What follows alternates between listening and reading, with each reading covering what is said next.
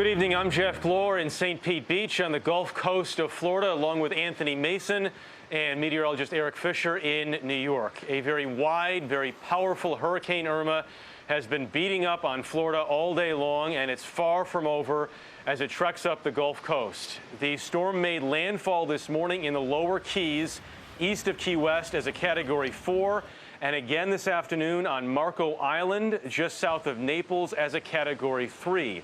Irma is now a Category 2 with maximum sustained winds of 110 miles an hour. The heaviest rain is in the Keys. They could get as much as 20 inches. Irma is blamed for 3 deaths in Florida after leaving more than 24 dead in the Caribbean. Power was knocked out to more than 2.5 million homes and businesses statewide.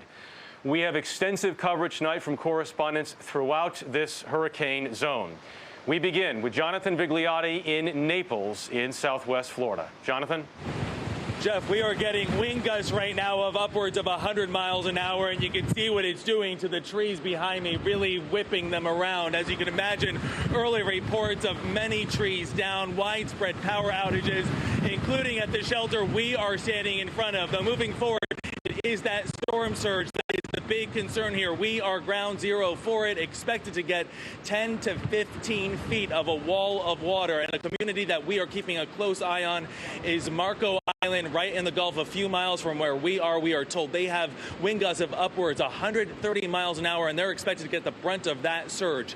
15 feet.